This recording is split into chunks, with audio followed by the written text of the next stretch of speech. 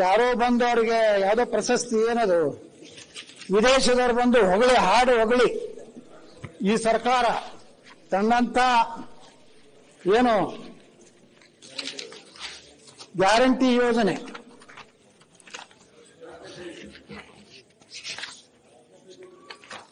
ಕರ್ನಾಟಕ ಮಾದರಿ ಅಭಿವೃದ್ಧಿ ಅಂದರೆ ಜನಕೇಂದ್ರಿತ ಆರ್ಥಿಕ ಸಾಮಾಜಿಕ ಮತ್ತು ಸಾಂಸ್ಕೃತಿಕ ಆಡಳಿತವನ್ನು ರೂಪಿಸುವುದೆಂದರ್ಥ. ಹಸಿರು ಇಂಧನ, ಮಹಿಳಾ ಸಬಲೀಕರಣ ಮುಂತಾದವುಗಳು ಇದರಲ್ಲಿ ಸೇರುತ್ತವೆ. ಕರ್ನಾಟಕದ ಮಾದರಿಯನ್ನು ಜಗತ್ತಿನ ಅನೇಕ ಅರ್ಥಶಾಸ್ತ್ರಜ್ಞರು ಮತ್ತು ವಿಶ್ವವಿದ್ಯಾಲಯಗಳು ಅಧ್ಯಯನ ಮಾಡುತ್ತಿವೆ. ಆಕ್ಸ್ಫರ್ಡ್ ವಿಶ್ವವಿದ್ಯಾಲಯವು ಹ್ಯೂಮನ್ ರೈಟ್ಸ್ ಹಬ್ ಬ್ಲಾಗ್ನಲ್ಲಿ shining a light in the darkness ಎಂದು ಮತ್ತು a blueprint for the world ಎಂದು ಈ ಮಾದರಿಯನ್ನು ವ್ಯಾಖ್ಯಾನಿಸಿವೆ. ಈ ಪ್ರಮೇಯದ ಕುರಿತು ತಿಳಿದುಕೊಳ್ಳಲು ವಿಶ್ವಸಂಸ್ಥೆಯ ಮುಖ್ಯಸ್ಥರೇ ರಾಜ್ಯಕ್ಕೆ ಬಂದು ನಮ್ಮ ಯೋಜನೆಗಳನ್ನು ಮುಕ್ತವಂತಂಟದಿಂದ ಹೊಗಳಿದ್ದಾರೆ. ಅಧ್ಯಕ್ಷರೇ, ನೀವೊಂದು ಕಡೆ ಗ್ಯಾರಂಟಿ ಅಂತ ಹೇಳಿಕೊಟ್ರಿ. ಯಾವ್ದಾದ್ರೂ ಗ್ಯಾರಂಟಿ ಪೂರ್ಣ ಪ್ರಮಾಣ ಕೊಟ್ರೆ 10 ಕಿಲೋ ನೀವು ಹೇಳಿದ್ದು. ನಮ್ಮ ಕೇಂದ್ರ ಸರ್ಕಾರದ 5 ಕಿಲೋ ಬಿಡಿ, 10 ಕಿಲೋ ಹೇಳಿದ್ರೆ ಕೊಡ್ಲಿಲ್ಲ. ನೀವು 5 ಕಿಲೋ 10 ಕಿಲೋ ರೀ ಅಲ್ರಿ, ಮೊದಲು 5 ಕೊಡ್ತಾ ಇದ್ರು, ಆಮೇಲೆ 5 ಕೊಡ್ತೀವಿ. ಅಧ್ಯಕ್ಷರ ನಿಮ್ಮ ಪ್ರಣಾಳಿಕೆ 10 ಕೆಜಿ ಬೇಕಾ ಬೇಡವಾ? ಮೊದಲು 5 ಉಪಾಧ್ಯಕ್ಷರ ನಿಮ್ಗೆ ಬೇಕಾ? 5 ಕೆಜಿ ಎಕ್ಸ್ಟ್ರಾ ಕೊಡ್ತೇವೆ ಅಂತ ಹೇಳಿದ್ರು. ಕೇಳ್ರಿ ಕಾಕಾ ಸಾಬನಿಗೂ ಫ್ರೀ, ಮಾದೇವಪ್ಪನಿಗೂ ಫ್ರೀ, ನನ್ನ ಹೆಣ್ತಿಗೂ ಫ್ರೀ, ನೀನ್ ಹೆಣ್ತಿಗೂ ಫ್ರೀ, ಫ್ರೀ ಫ್ರೀ ಫ್ರೀ. ಎಲ್ಲೈತ್ರಿ ಯೂನಿಟ್? ಮೊದಲು ಹೇಳಿದ್ರಿ ಎಲ್ಲರಿಗೂ ಉಚಿತ ಯೂನಿಟ್ ಆಗ್ತದೆ 200 ಯೂನಿಟ್. ಈಗ ಏನ್ ಹಾಕತ್ತಿದ್ರಿ? ಎಷ್ಟು ಬಳಕೆ ಮಾಡ್ತಾರೆ ಅದ್ರ 10%, 15% ಲೆಕ್ಕಾಚಾರ ಮಾಡಿ ಭಾಗಾಕಾರ ಮಾಡಿ ಅದನ್ನೆಲ್ಲ ಇಟ್ಟು ಮತ್ತೆ ಎಷ್ಟು ಪ್ರತಿ ಯೂನಿಟ್ಗೆ ನೀವು ಕರೆಂಟ್ ರೇಟ್ ಹೆಚ್ಚು ಮಾಡಿದ್ರಿ?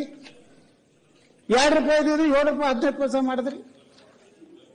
ಇವತ್ತು ಆಮೇಲೆ ಏನು ಆಸ್ತಿ ನೋಂದಣಿ ಶುಲ್ಕ ಎಷ್ಟು ಮಾಡಿದ್ರಿ? ಇವತ್ತು ನಿಮ್ ಸರ್ಕಾರ ಬಂದ್ಮೇಲೆ 600%. ಸತ್ತವರು ಉತ್ತಾರೆ ಮೊದಲು ಎಷ್ಟು ಸಿಕ್ತಿತ್ತು? 10 ರೂಪಾಯಿ, ಈಗ 25 ರೂಪಾಯಿ. ಸತ್ತರ ಮಗು ಬಿಡ್ಲಿಲ್ಲ ನೀವು. ಆಸ್ತಿ ಮಾರ್ಗದರ್ಶನ ಮೌಲ್ಯಗಳು 30% ಏರ್ಸಿದ್ರಿ. ವಾಹನ ನೋಂದಣಿ ಶುಲ್ಕ 10% ಏರ್ಸಿದ್ರಿ. ಆಸ್ಪತ್ರೆ ನೋಡ್ರಿ, ದವಾಖಾನೆ ಉಚಿತವಾಗಿ ಕೊಡಬೇಕಾಗ್ತದ್ದು ಅಲ್ಲಿ 5%. ಸರ್ಕಾರಿ ಕಾಲೇಜ್ ಶುಲ್ಕಗಳು 10% ಏರಿಸಿದ್ರಿ. ಬೆಂಗಳೂರು ಮೆಟ್ರೋ ದರ ಇದಂತೂ ಸಾಕಷ್ಟು ಚರ್ಚೆ ಆಯ್ತು. ಕೇಂದ್ರ ಸರ್ಕಾರ ಮಾಡಿದೆ, ಅದು ಹಿಂದ್ರಾಗಡೆ ಕೇಂದ್ರದ ರೈಲ್ವೆ ಮಂತ್ರಿ ಕ್ಲಿಯರಿಫಿಕೇಶನ್ ಮಾಡಿದ್ರೆ ಬಾಯಿ ಮುಚ್ಕೊಂಡ್ರಿ. 50% ರೇಟ್ ಹೆಚ್ಚು ಮಾಡಿದ್ರಿ. ಎಲೆಕ್ಟ್ರಿಕ್ ವಾಹನ ತೆರಿಗೆ, ಪರಿಸರ ಹಾಳಾಗಬಾರ್ದಂತ ಹೇಳಿ ಇಲೆಕ್ಟ್ರಿಕಲ್ ಸೌರಶಕ್ತಿಗೆ ನಾವು ಸಪೋರ್ಟ್ ಮಾಡಬೇಕಾಗಿಬಿಟ್ಟು ಅವಕ್ಕ 10% ಟ್ಯಾಕ್ಸ್ ಹೆಚ್ಚು ಮಾಡಿದ್ರಿ. ವಿದ್ಯುತ್ ದರ ಹಿಂದೆ ನಮ್ಮ ಸರ್ಕಾರ ಇದ್ದಾಗ ಇರುವ ದರಕ್ಕಿಂತ 14.5% ಏರಿಸಿದ್ರಿ. ನೀರಿನ ಸುಂಕಗಳು 30% ಏರಿಸಿದ್ರಿ. ಆಸ್ತಿ ತೆರಿಗೆ 25% ಏರಿಸಿದ್ರಿ. ಹಾಲಿನ ಬೆಲೆ 15% ಏರಿಸಿದ್ರಿ. ಬಸ್ ದರಗಳು 15%. ಯಾರು ಕೊಡೋದು ಬಸ್ಸಿನ ದರ? ಅಲ್ಲಿ ಹೆಣ್ಮಕ್ಳಿಗೆ ಪುಕಟ್ ಕೊಡ್ತೀರಿ, ಇಲ್ಲಿ ಗಂಡಸರಿಗೆ ರೊಕ್ಕ ಕೊಡತ್ತೀರಿ. ಯಾಕೆ ಇನ್ನು ಗಂಡಸರು ಏನ್ ತಪ್ಪು ಮಾಡ್ಯಾರ? ಈಗ ಅಲ್ಲಿ ಮೈಸೂರು ಅಲ್ಲೇ ನಾನು ನೋಡಿದೆ ಮಾನ್ಯ ಪೇಪರ್ನಾಗ, ಇದು ಪುರುಷರಿಗಾಗಿ ಕಾಯ್ದಿರಿಸಿದ ಸ್ಥಳಗಳು ಅಂದ್ರೆ ಹೆಣ್ಮಕ್ಳು ಕುಂದಿರಬಾರದು, ಮಹಿಳೆಯರಿಗಾಗಿ ಅಂತ ಮಹಿಳೆಯರಿಗಾಗಿ ಹೇಗೆ ಪುರುಷರಿಗಾಗಿ ಹಾಕಿ ಈ ಪುರುಷರಿಗೆ ಹಾಕಿ ಅಸಮಾನತೆ, ನೀವು ಸಮಾನತೆ ತರಬಿಟ್ಟು ಉಲ್ಟಾ ಮಾತ್ರ ಅಸಮಾನತೆ ತರ್ಲಾಕತ್ತೀರಿ. ಅಷ್ಟೇ ಅಲ್ಲ, ನಮ್ಮ ಸಂತೋಷ್ ರಾಡೋರು ಇದ್ದಂಗೆ ಇಲ್ಲಿ ಆ ಪಾಪ ಬಿಯರ್ ಕುಡಿಯೋರಿಗೆಲ್ಲ 45% ಏರಿಸಿ ಅವ್ರು ಸ್ಟ್ರೈಕ್ ಮಾಡಿದ್ರು ಬೆಳಗಾವಿ ಅಧಿವೇಶನದಾಗ. ಅಧ್ಯಕ್ಷರೇ, ನಮ್ಮ ಮದ್ಯಪಾನೀಯರ ಸಂಘದಿಂದ ಸ್ಟ್ರೈಕ್ ಮಾಡಿದ್ರು. ನಮ್ಮ ಎಲ್ಲ ಬೆಲೆಗಳನ್ನು ಏರಿಸಿದ್ದಕ್ಕೆ ಸರ್ಕಾರಕ್ಕೆ ಧಿಕ್ಕಾರ. ನಮಗೆ ಗೌರವ ಕೊಡುವಂತಹದ್ದು ಆಗ್ಬೇಕು ಅಂತೇಳಿ ಇವತ್ತು ಅವರಿಗೆ 45% ಏರಿಸಿದ್ರು. ಹಾಲು 15%. ಅಂದ್ರೆ ಒಂದು ಕಡೆ ಕಟ್ಟಂಗ್ ಮಾಡಿದ್ರಿ, ಇನ್ನೊಂದು ಕಡೆ ಅದೇ ಜನರಿಂದ ಯಾರು ಪ್ರಾಮಾಣಿಕವಾಗಿ ಕರ ತುಂಬೋರೋದ್ರ ಅವ್ರ ಮೇಲೆ ಹೊರೆ ಹಾಕುವಂಥದ್ದು ಮಾಡಿ. ಈ ರೀತಿ ಇವತ್ತು ಬಹಳನೇ ಹೇಳ್ತೀವಿ, ಅಹಿಂದ ಸರ್ಕಾರ, ಇದು ಅಲ್ಪಸಂಖ್ಯಾತ ಹಿಂದುಳಿದ ದಲಿತ ಸರ್ಕಾರ, ಇದು ಬಾಬಾ ಸಾಹೇಬ್ ಅಂಬೇಡ್ಕರ್ ಅವರ ಏನು ಕನಸಿನ ಯೋಜನೆಗಳನ್ನ ಮತ್ತು ಓಕೆ ಅಂದ್ರೆ ಚಾಲು ಮಾಡಿದ್ರೆ ಅಧ್ಯಕ್ಷರ ಓಕೆ ಅನ್ಬೇಡ್ರಿ, ನಾವೆಲ್ಲ ಬಹಳ ಎಲ್ಲ ಮಾತಾಡ್ಬೇಕಲ್ಲ. ಸುಮಂಗೇಶ್ವರ ಏನೇ ನ್ಯಾಯವನ್ನು ಒದಗಿಸಿದ್ರಿ ಅದೇ ನ್ಯಾಯವನ್ನ ಎತ್ತಾಸ್ ಅವರಿಗೆ ಒದಗಿಸಿದ್ರಿ. ಶ್ರೀರಾಮ್ 1 ಗಂಟೆ ಮಾತಾಡಿದ್ರು, ಏನಕ್ಕೆ ಲೆಕ್ಕ ತಗೊಂಡು ಆಗ್ತದೆ ಅಲ್ಲ. ಸುನೀಲ್ ಕುಮಾರ್ 10 ನಿಮಿಷ ಮಾತಾಡಿದ್ರು. ನಮ್ಗೆಲ್ಲ ಭಾಷಣ ಮಾಡಂಗ ಒಳಗೆ ಕುಂದಿರ್ತೀರಿ, ಮಾತಾಡ್ಲಿ ರಾಜಾರೋಷವಾಗಿ ಮಾತಾಡ್ಲಿ ಅವ್ರು ಬಿಡ್ತೀರಿ. ನಮಗೆ ಇವತ್ತು ಅಧ್ಯಕ್ಷರೇ, ಇವತ್ತು ನೀವೇನ್ ಹೇಳಿದ್ರಿ, ಗ್ಯಾರಂಟಿ ಒಳಗೆ ಏನ್ ಮಾಡಿದ್ರಿ? ಯಾವ ಗ್ಯಾರಂಟಿಗಳನ್ನ ನೀವು ಕೊಟ್ರಿ ಅಲ್ಲಿ ಸುಮಾರು 24,000 ಕೋಟಿ ರೂಪಾಯಿ ಅಷ್ಟು SCP TSP ಹಣವನ್ನ ನೀವು ತಗೊಂಡ್ರಿ.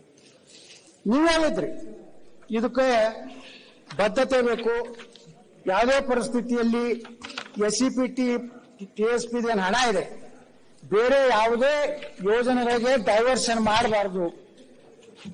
ಈ ರೀತಿ ಹೇಳುವಂತ ಸರ್ಕಾರ ಗ್ಯಾರಂಟಿಗಳ ಅನುಷ್ಠಾನಕ್ಕೆ, ಪರಿಶಿಷ್ಟ ಜಾತಿ ಪರಿಶಿಷ್ಟ ಪಂಗಡಗಳ ಅಭಿವೃದ್ಧಿಗೆ ಮೀಸಲಾದ ಹಣವನ್ನು ದೊಡ್ಡ ಪ್ರಮಾಣದಲ್ಲಿ ಬಳಸಿದೆ. ಪರಿಶಿಷ್ಟರ ಜನಸಂಖ್ಯೆಗೆ ಅನುಗುಣವಾಗಿ ಆಯೋಗದ 24% ಹಣ ವಿನಿಯೋಗ ಮಾಡುವುದನ್ನು ಕಡ್ಡಾಯಗೊಳಿಸಿ ಇಂದು ಸಿದ್ದರಾಮಯ್ಯ ಅವರ ಸರ್ಕಾರವೇ ಕಾನೂನಿಗೆ ತಿದ್ದುಪಡಿ ಮಾಡಿತ್ತು. ಈ ಹಣ ವೆಚ್ಚ ಮಾಡಲು ವಿಫಲವಾದ ಅಧಿಕಾರಿಗಳ ವಿರುದ್ಧ ಕ್ರಿಮಿನಲ್ ಮೊಕದ್ದಮೆ ದಾಖಲಿಸಿ ಜೈಲಿಗೆ ಕಳಿಸುವ ಕ್ರಾಂತಿಕಾರಿ ನಿರ್ಣಯ ತಿದ್ದುಪಡಿಯನ್ನ ಮಸೂದೆಯಲ್ಲಿತ್ತು. ಇಂಥ ಐತಿಹಾಸಿಕ ಹೆಜ್ಜೆಯಿಟ್ಟ ಭಾರತದ 2ನೇ ರಾಜ್ಯ ಎಂಬ ಹೆಗ್ಗಳಿಕೆಗೆ ಕರ್ನಾಟಕ ಪಾತ್ರವಾಗಿತ್ತು. 1ನೇ ರಾಜ್ಯ ಆಂಧ್ರ, 2ನೇ ರಾಜ್ಯ ಕರ್ನಾಟಕ. ಈಗ ಅದೇ ಸಿದ್ದರಾಮಯ್ಯ ಅವರು ಪರಿಶಿಷ್ಟ ಜಾತಿ ಪಂಗಡಗಳ ಉಪಯೋಜನೆಯ ಹಣವನ್ನು ಗ್ಯಾರಂಟಿ ಯೋಜನೆಗಳಿಗೆ ಏಕೆ ಬಳಸಬಾರದೆಂದು ಮಾಧ್ಯಮದವರಿಗೆ ಪ್ರಶ್ನೆ ಮಾಡುತ್ತಿದ್ದಾರೆ. ಅಧ್ಯಕ್ಷರೇ, ಇವತ್ತು ಸುನೀಲ್ ಕುಮಾರ್ ಅವರದು ನಮ್ಮ ಡಾಕ್ಟರ್ BR ಅಂಬೇಡ್ಕರ್ ಅವರ ಅಭಿವೃದ್ಧಿ ನಿಗಮದ ಒಂದು ಉತ್ತರ ಇದೆ. ನಮ್ಮ ಸರ್ಕಾರ ಇದ್ದಾಗ, ಬೊಮ್ಮಾಯಿ ಸರ್ಕಾರ ಇದ್ದಾಗ ನಾವು 2022-23 218 ಕೋಟಿ ರೂಪಾಯಿಗಳನ್ನು ಮೀಸಲಿಟ್ಟಿದ್ವಿ.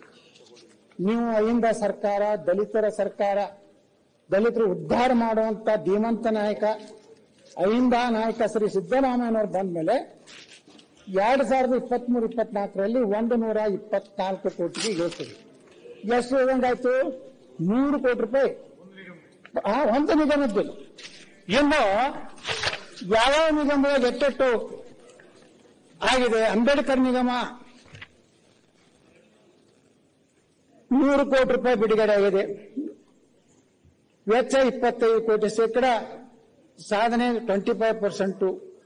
ತಾಂಡಾ ಅಭಿವೃದ್ಧಿ ನಿಗಮ 60 ಕೋಟಿ, ಅದರ ಸಾಧನೆ 25%.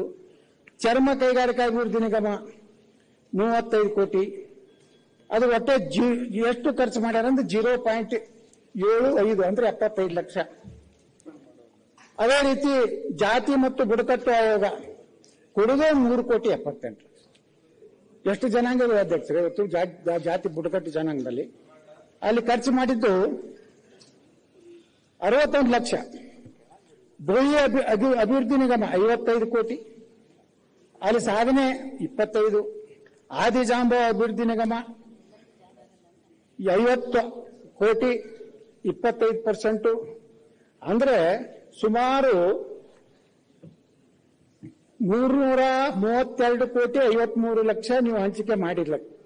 ಆದ್ರೆ ಬಿಡುಗಡೆ ಆಗಿದ್ದಷ್ಟು 88 ಕೋಟಿ 78 ಅಂದ್ರೆ 78 ಲಕ್ಷ. ಈ ರೀತಿ ಮಾತ್ರ ನಿಗಮಗಳಿಗೆ ಇವತ್ತು ಬಿಡುಗಡೆ ಮಾಡಿದ್ದಾರೆ. ಕೇವಲ ಪರ್ಫಾರ್ಮೆನ್ಸ್ ಎಷ್ಟಿದೆ ಅಂದ್ರೆ 25%. ಇದು ದೀನ ದಲಿತರ ಬಗ್ಗೆ, ದಲಿತರ ಉದ್ಧಾರದ ಬಗ್ಗೆ ಇವತ್ತು ನಮ್ಮ ಸರ್ಕಾರ ಏನು ಹೇಳಿದೆ, ಇದು ಈ ಸರ್ಕಾರದ ಸಾಧನೆ. ಅಧ್ಯಕ್ಷರೇ, ಇವತ್ತು ಈ ಗ್ಯಾರಂಟಿ ಯೋಜನೆ ಏನು ನಮ್ಮ SC/ST ನಿಧಿಯನ್ನ ಬಳಕೆ ಮಾಡಿಕೊಂಡಿದ್ರ ಬಗ್ಗೆ ಕೇಂದ್ರ ಸರ್ಕಾರ ಏನೋ ಒಂದು ಹಣಕಾಸು ನಿಧಿ SC ಮತ್ತು ST ಹಣಕಾಸು ನಿಧಿಯನ್ನು ರಾಜ್ಯ ಸರ್ಕಾರ ಪಂಚ ಗ್ಯಾರಂಟಿ ಯೋಜನೆ ಮರು ಹಂಚಿಕೆ ಮಾಡುತ್ತಿದೆ ಎಂಬ ಆರೋಪದ ಕುರಿತು ರಾಷ್ಟ್ರೀಯ ಪರಿಶಿಷ್ಟ ಜಾತಿ ಆಯೋಗ ಕರ್ನಾಟಕ ರಾಜ್ಯ ಸರ್ಕಾರ ಬಳಿ ವಿಸ್ತೃತ ವರದಿಯನ್ನು ಕೇಳಿದೆ. ಕರ್ನಾಟಕದ ರಾಜ್ಯದ ಮುಖ್ಯ ಕಾರ್ಯದರ್ಶಿಗೆ ನೀಡಿದ ಅಧಿಕೃತ ಸಂವಾದದಲ್ಲಿ ಕರ್ನಾಟಕ ಸರ್ಕಾರವು ಪಂಚ ಗ್ಯಾರಂಟಿ ಯೋಜನೆಗಳಿಗೆ ಜಾರಿಗೆ ತರಲು SC/ST TSP ಅಭಿವೃದ್ಧಿಗೆ ಮೀಸಲಾಗಿರುವ 14,730 ಕೋಟಿ ರೂಪಾಯಿಗಳ ಹಣವನ್ನು ಮರು ಹಂಚಿಕೆ ಮಾಡಲು ನಿರ್ಧರಿಸಿದೆ ಅನ್ನೋ ವಿಚಾರ ಬಗ್ಗೆ ಸ್ಪಷ್ಟನೆ ನೀಡಬೇಕನ್ನುವಂಥದ್ದನ್ನ ಇವತ್ತು ಆ ಒಂದು ರಾಷ್ಟ್ರೀಯ SC ಕಮಿಷನ್ದವರು ಮಾಹಿತಿಯನ್ನು ಕೇಳುವಂತ ಪರಿಸ್ಥಿತಿ ರಾಜ್ಯದಲ್ಲಿ ಬಂದಿದೆ. ಈ ರೀತಿ ಯಾವ ಒಂದು ಯೋಜನೆ ಇವತ್ತು ಎಲ್ಲ ಸಮುದಾಯಗಳಿಗೆ ಬರಬೇಕಾಗಿತ್ತು, ಈ ಸರ್ಕಾರ ಕೊಡೋದ್ರಲ್ಲಿ ವಿಫಲಾಗಿದೆ. ಅದೇ ರೀತಿ ಅಧ್ಯಕ್ಷರೇ, ಕರ್ನಾಟಕದ ಆರ್ಥಿಕ ಪರಿಸ್ಥಿತಿ ಎಷ್ಟು ಹದಗೆಟ್ಟಿದೆ ಅಂದ್ರೆ ಕೇಂದ್ರ ಸರ್ಕಾರ I extend my sincere gratitude to the central government for approving and undertaking several national highway projects in the state. The state government has been providing full cooperation in the implementation. ಅಂತ ಹೇಳಿ ಪ್ರಧಾನ ಕಾರ್ಯದರ್ಶಿಗಳು ಲೋಕೋಪಯೋಗಿ ಇಲಾಖೆದವರು ಕೇಂದ್ರ ಸರ್ಕಾರದ ಅಧಿಕಾರಿಗಳಿಗೆ ಏನು secretary minister of road transport and highways ಅವ್ರಿಗೆ ಪತ್ರ ಬರೀತಾರೆ. ಯಾವ್ಯಾವ Yadgiri bypass, Kokkanur Yelburga Gajendragad bypass, Maski Sindhanur bypass, Shikarpur bypass, ಇವೆಲ್ಲ ಕೂಡ 140 ಕೋಟಿ ರೂಪಾಯಿ ಯೋಜನೆ. ಅಧ್ಯಕ್ಷರೇ, ಇವತ್ತು ಕೇಂದ್ರ ಸರ್ಕಾರ ತನ್ನ ಪಾಲಿನ ಯೋಜನೆ ಹಣ ಕೊಟ್ಟ ಮೇಲೆ ಇವತ್ತು the ministry has now requested the state government to release the revised 50% share amounting 145 crores 72 lakhs for land acquisition related to these projects. At present, due to the financial constraint, the state government is unable to release the amount immediately. ಇದು ಸರ್ಕಾರ ದಿವಾಳಿ ಆಗಿದ್ದಕ್ಕಿದೊಂದು ನಿಮ್ಮಲ್ಲಿ ಬರೀ 145 ಕೋಟಿ ರಾಜ್ಯ ಸರ್ಕಾರ ತನ್ನ ಪಾಲನೆ ಕೊಡಲಿಕ್ಕೆ ಹಣ ಇಲ್ಲ ಅಂತೇಳಿ ಕೇಂದ್ರದ secretary minister of road transport highway ಅವರಿಗೆ ಬರೀತಾ ಇದ್ದಾರೆ. ಇದು ಅರ್ಥ ಏನು ಅಧ್ಯಕ್ಷರೇ? ಕರ್ನಾಟಕದ ಆರ್ಥಿಕ ಸರಿ ಇಲ್ಲ ಅನ್ನುವಂಥದ್ದು ಬಹಳ ಸ್ಪಷ್ಟವಾಗಿ ಇವತ್ತು ನಾವು ಹೇಳ್ಬೋದು. ಅಧ್ಯಕ್ಷರೇ, ಇವತ್ತು ರಾಜ್ಯದಲ್ಲಿ ನಾವೆಲ್ಲ ಚರ್ಚೆ ಮಾಡ್ತಾ ಇದ್ವಿ, ಏನು ಕಾನೂನಿನ ವ್ಯವಸ್ಥೆ, ಕಾನೂನು ಯಾವ ರೀತಿ ಇದೆ, ಯಾವ ರೀತಿ ಕಾನೂನು ಪರಿಸ್ಥಿತಿಯಲ್ಲಿದೆ. ಇವತ್ತು ರಾಜ್ಯದಲ್ಲಿ ನಾಗಮಂಗಲ, ಮೈಸೂರಿನ ಉದಯಗಿರಿ ಹಾಡು ಹಗಲೇ ಪೊಲೀಸ್ ಸ್ಟೇಷನ್ ಮೇಲೆ ದಾಳಿ ಮಾಡ್ತಾರೆ. ಅವ್ರನ್ನ ಹಿಡಿಯುವಂತ ಪೊಲೀಸರಿಗೆ ನೈತಿಕ ಬಲ ಕೊಡುವಂತ ಕೆಲಸ ಈ ಸರ್ಕಾರ ಮಾಡ್ತಿಲ್ಲ.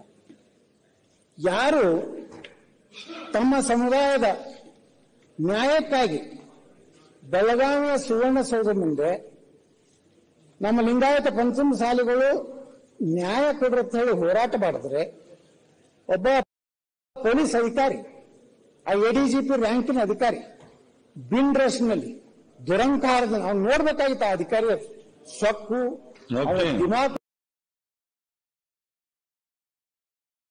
ನೋಡ್ಬಿಟ್ರೆ ಅವನೇನು ಅಧಿಕಾರಿಯೋ ರಾಕ್ಷಸ ಮಂಗಾಟ. ಮೊನ್ನೆ ಕೋರ್ಟ್ ಹೈಕೋರ್ಟ್ ನಲ್ಲಿ ಆಗ್ತಾ ಇದೆ, ಅದಕ್ಕೆ ಶಾಸ್ತಿ ಆಗ್ತದೆ. ಅವ್ರು ಎಲ್ಲೂ ಹೋಗುದಿಲ್ಲ, ರಾಷ್ಟ್ರೀಯ ಮಾನವ ಹಕ್ಕನ್ನು ಕಂಪ್ಲೇಂಟ್ ಕೊಟ್ಟಿದ್ದೀವಿ. ಅವಾಗ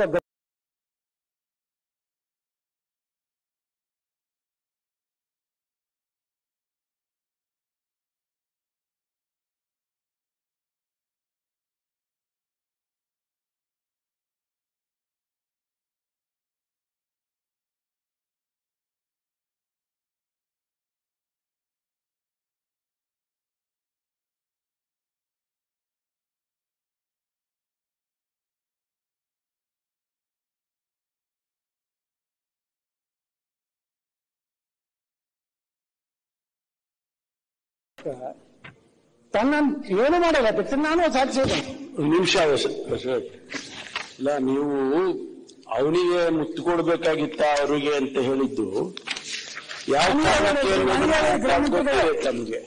ಆದ್ರೆ ಉದಯಗಿರಿ ಈಗಾಗಲೇ ಅವನ ಮೇಲೆ ಕಾನೂನು ಕ್ರಮ ಪ್ರಾರಂಭ ಮಾಡಿದ್ರು. ಎಲ್ಲಿವರೆಗೆ ಈ ರಾಜ್ಯದಲ್ಲಿ ಕಾನೂನು ವ್ಯವಸ್ಥೆ, ನಾವು ನಿಮ್ಮ ಬಗ್ಗೆ ಗೌರವ ಇದೆ, ನಾವೇನು ಗೃಹ ಮಂತ್ರಿ ಪರಮೇಶ್ವರ್ ಸಾಹೇಬ್ರ ಬಗ್ಗೆ ನಾವೇನು ಹೇಳ್ತಾ ಒಟ್ಟಾರೆ. ಯಾಕಂದ್ರೆ ಸಿಟಿ ರವಿಯ ಪ್ರಕರಣದಲ್ಲಿ ನಡ್ಕೊಂಡಂತ ರೀತಿ, ಒಬ್ಬ ಪೊಲೀಸ್ ಕಮಿಷನರ್ ಬೆಳಗಾವಿ ತನ್ನ ಸಿಟಿ ಲಿಮಿಟ್ ಬಿಟ್ಟು ಖಾನಾಪುರ ಪೊಲೀಸ್ ಸ್ಟೇಷನ್ದಲ್ಲಿ ಹಿಂಗ್ ಫೋನ್ ಹಿಡಿದವ ಯಾರ ಜೋಡ ಮಾತಾಡ್ತಿದ್ದು ಗೊತ್ತಿಲ್ಲ, ನಿಮ್ ಜೋಡ ಮಾತಾಡಿಲ್ಲ ತಮ್ಗೆ ಗೊತ್ತಾಯ್ತು. ಅವ್ರು ಯಾರು ಡೈರೆಕ್ಷನ್ ಕೊಡ್ಲಾಕತ್ತಿದ್ರು ಏನ್ರಿ? ಒಬ್ಬ ಶಾಸಕರ ಪರಿಸ್ಥಿತಿನೇ ಈ ರೀತಿ ಆದ್ರೆ ಆ ಪೊಲೀಸ್ ಕಮಿಷನರು ಅವ್ರು ಹಿಂದೆ ಇತಿಹಾಸ ಸರಿ ಇಲ್ಲ, ಗಲ್ಪುಲಿಗರು ಏನೇನು ಮಾಡಿ ಬಂತಾರೆ, ಇವೆಲ್ಲ ಮಾಹಿತಿ ತರಿಸ್ರಿ ಆ ಅಧಿಕಾರಿಗಳು. ನಾನು ಯಾವುದೇ ಅಧಿಕಾರಿಗಳ ದ್ವೇಷ ಮಾಡೋಂತ ಅಲ್ಲ. ನಾನು 30 ವರ್ಷ ರಾಜಕಾರಣದಲ್ಲಿ ನನ್ನ ಜಿಲ್ಲೆಯ ಯಾವ ಅಧಿಕಾರಿ ಕೇಳಿದ್ರೆ ನಾ ಏನದು ಅನ್ನೋದು ಗೊತ್ತಿದೆ.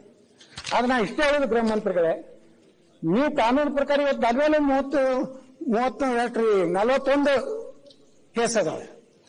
ಕಾನೂನಾಗ ನೀವು ಹಾಕ್ತೀರಿ, ನಮ್ಮ ನ್ಯಾಯಾಲಯದಲ್ಲಿ ನಮ್ಗೆ ನ್ಯಾಯ ಸಿಗ್ತದೆ. ಇಲ್ಲ ನ್ಯಾಯಾಲಯ ಇರ್ಲಿಕ್ಕಂದ್ರೆ ನಾವು ಕಾಯಂ ಜೈಲ್ನಾಗ ಇರ್ಬೇಕಾಗ್ತದೆ, ಹೊರಗೆ ಬರ್ಲಿಕ್ಕಾಗ್ತಿದ್ದಿಲ್ಲ. ಆ ಪರಿಸ್ಥಿತಿ ಇರ್ಲಿ.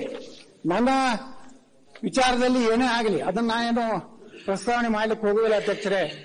ಇವತ್ತು ಬ್ಯಾಂಕ್ ದರೋಡೆಗಳು ನಡೀತಾವೆ, ಹಗಲು ಕೊಲೆ, ATM ದರೋಡೆಗಳು, ಲ್ಯಾಂಗು ಮಚ್ಚು ಇಟ್ಕೊಂಡು ಯಾವುದೇ ಭಯ ಸರ್ಕಾರದಿಲ್ಲಾರಂತ ಇವತ್ತು ನೀವು ಯಾರು ಕೋಮಗಲಭೆ ದೇಶದ್ರೋಹಿ ಪ್ರಕರಣಗಳಿದ್ದವ್ರನ್ನ ಸರ್ಕಾರ ಇವತ್ತು ವಾಪಸ್ ತಗೋದು, ಕೇಸ್ ವಾಪಸ್ ತಗೊಂಡ್ರೆ ಪೊಲೀಸರಿಗೆ ಯಾವ ರೀತಿ ನೀವು ನೈತಿಕ ಬಲ ಉಳಿತದೆ? ಪೊಲೀಸ್ ಅಧಿಕಾರಿಗಳು ಯಾವ ರೀತಿ ಕೆಲಸ ಮಾಡ್ಲಿಕ್ಕೆ ಆಗ್ತದೆ? ಈ ರೀತಿ ಎಲ್ಲಿಗೆ ನೀವು ಮಾತಾಡಿ ಮಾತಾಡಿ ಸ್ವಲ್ಪ ನೆನಪು ಎಲ್ಲರೂ ಮಾತಾಡ್ಬೇಕಲ್ಲ. ಅದಕ್ಕೆ ಅಧ್ಯಕ್ಷರು ಎಲ್ಲರೂ ಮಾತಾಡ್ಲಿಕ್ಕೆ ತಾವು ಅವಕಾಶ ಕೊಡ್ತಿರ್ತಾವೆ. ಬಹಳ ಉದಾರವಾದಿಗಳಿದ್ದೀರಿ, ಅದನ್ನು ಗೊತ್ತಿದೆ. ಅದಕ್ಕೆ ಅಧ್ಯಕ್ಷರೇ ಈ ರೀತಿ ಇವತ್ತು ಏನು ಕಾನೂನು ವ್ಯವಸ್ಥೆ ಇವತ್ತು ನೀವು ಹೇಳಿದ್ರಿ, ಇಲ್ಲ ನಾವೇನು ತಪ್ಪು ಮಾಡಲ್ಲ, ಹಾಗಾದ್ರೆ ADGP ಬಿನ್ ಡ್ರೆಸ್ನಲ್ಲಿ ಲಾಠಿ ಚಾರ್ಜ್ ಮಾಡ್ಲಿಕ್ಕೆ ಅಧಿಕಾರ ಇದೆಯಾ? ಸುಪ್ರೀಂ ಕೋರ್ಟ್ ಗೈಡೆನ್ಸ್ ಇದೆ, ರಾಷ್ಟ್ರೀಯ ಮಾನವ ಹಕ್ಕದವರು ಗೈಡೆನ್ಸ್ ಕೊಟ್ಟಾರೆ. ಯಾವುದೇ ಒಬ್ಬ ಅಧಿಕಾರಿ, ಪೊಲೀಸ್ ಅಧಿಕಾರಿ ಲಾಠಿ ಚಾರ್ಜ್ ಮಾಡಬೇಕಾದ್ರೆ ಮುಂಜಾಗ್ರತವಾಗಿ ಇಡೀ ಅಲ್ಲಿ ಸೇರಿದಂತ ಜನರಿಗೆ ಕೇಳುವಂತೆ tehsildar, assistant commissioner or deputy commissioner ಅಲ್ಲಿ ಅನೌನ್ಸ್ ಮಾಡಲಿಲ್ಲ. ಇವ ಬಂದ ಲಾಠಿ ತಗೊಂಡು ತಾನೇ ಹೊಡ್ಲಿಕ್ಕೆ ಮಾಡೋದ. ಬೇನೇನ್ ಫಾರ್ ದುರಂಕಾರ ಇರ್ಬೋದು. ಈಗ ನಿಮ್ಮ ಸರ್ಕಾರನೇ ಬಚಾವ್ ಆಗ್ಬೋದು. ಮುಂದಿನ ಸರ್ಕಾರ ಬದಲಾವಣೆ ಆದ್ಮೇಲೆ ನೋಡೋಣ ನಮ್ಮವ್ರು ಏನೇನು ನಾಟಕ ಮಾಡ್ತಾರೋ ಹೋಗಿ ನೋಡ್ತೀನಿ ನಾನು. ಹೇಳಕ್ಕಾಗೋದು ಅಡ್ಜಸ್ಟ್ಮೆಂಟ್ ವ್ಯವಸ್ಥೆ ಇದ್ದ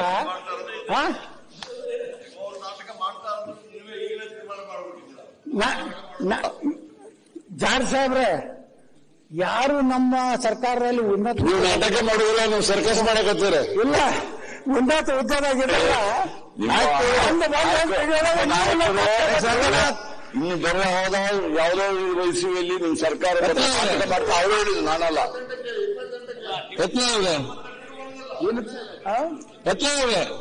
ಮುಗಿಸ್ಬೇಕು, ನೀವು ಸಮಾಧಾನ ಮಾಡ್ಕೊತಾರೆ. ಆಗಿಲ್ಲ, ಎಲ್ಲ ಮಾತಾಡ್ಬೇಕು, ಸದಸ್ಯ ಕಾನ್ಫಿಡೇಷನ್ ತಗೊಳ್ಬೇಕು. ಆ ರೀತಿಯಿಂದ ಕೊಟ್ಟರೆ ಬೇಗ ಮುಗಿತಾರೆ.